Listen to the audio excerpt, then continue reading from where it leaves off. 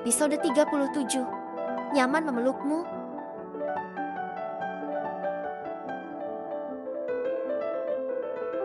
Rhea menuangkan nasi goreng pada 2 piring yang dia siapkan di atas meja. Rhea sudah siap membawa nasi goreng itu ke ruang makan. Di mana di sana Kenjo sudah menunggunya.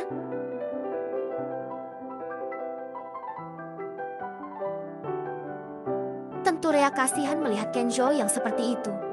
Biasanya pria itu selalu disiplin waktu. Apalagi untuk makan, Kenjo sudah mengatur waktunya sedemikian rupa agar terlatih untuk disiplin dalam bekerja maupun yang lainnya. Rhea melihat Kenzo yang tengah melamun, sepertinya memang pria itu benar-benar sedang ada masalah, sehingga membuatnya seperti ini.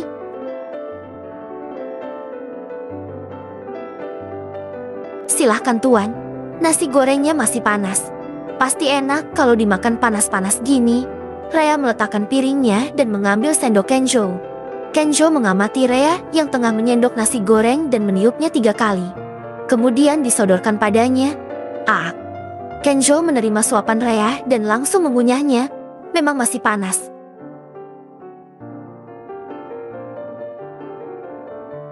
Sampai membuat Kenjo megap-megap, tapi sensasinya memang bisa bikin lahap.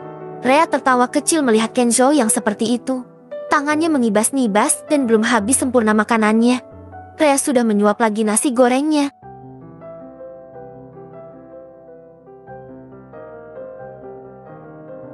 Pelan-pelan Rhea.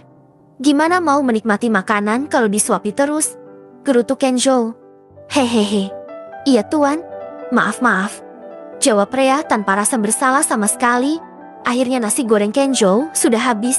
Kini tinggal nasi goreng milik Rhea yang masih tersisa separuh. Tuan, ada apa sebenarnya? Tidak biasanya Tuan galau seperti ini?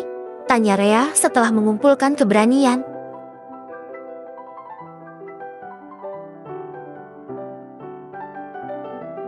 Mungkin saja dia bisa sedikit meringankan beban Kenjo yang sepertinya sedang tidak baik-baik saja.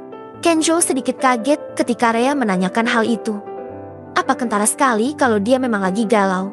Kenjo yang terkenal kejam bisa galau hanya karena satu perempuan.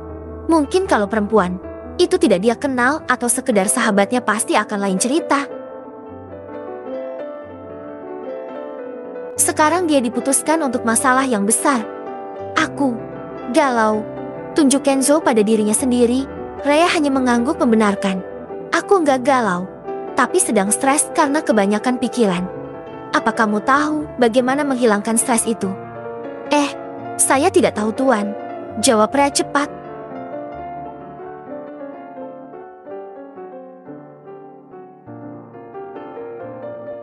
Kenjo mendekatkan, wajahnya membuat Rhea memundurkan diri.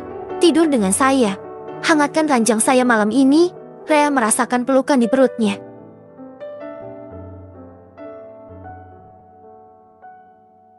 Punggungnya terasa geli saat Kenjo mengusak di sana.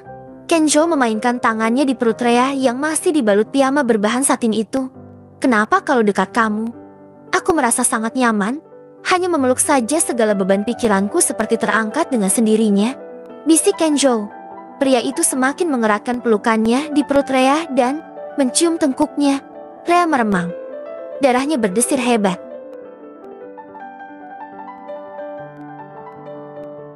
Tapi dia harus tahan karena semua ini adalah pekerjaannya. Tahan rasa, tahan cinta, tahan semuanya agar dia tidak terlena. Dan malam itu, keduanya tidur berpelukan semalaman dengan segala pikiran semrawut di kepala masing-masing. Kenjo merasa damai. Dia benar-benar membutuhkan Rhea dalam hidupnya.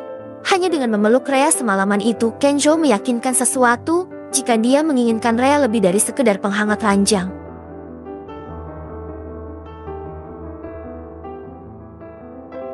Kelvin, kalau memang Anjani membutuhkan pekerjaan itu, beri dia tempat di lantai bawah dan beri pekerjaan sebagai karyawan biasa. Kalau dia tidak mau, ya sudah, hanya itu posisi yang bisa diberikan oleh perusahaan. Ujar Kenzo.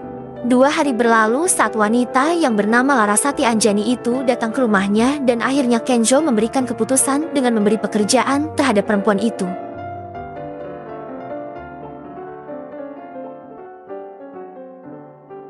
Baik Tuan, jawab Kelvin menunduk. Kelvin juga sebenarnya merasa kasihan dengan Anjani. Meskipun dulu perempuan itu pernah menyakiti tuannya, tapi ternyata Tuan Ken memberikan kebijakan yang tepat dengan memberikan pekerjaan untuk Anjani sebagai karyawan biasa. Bersambung.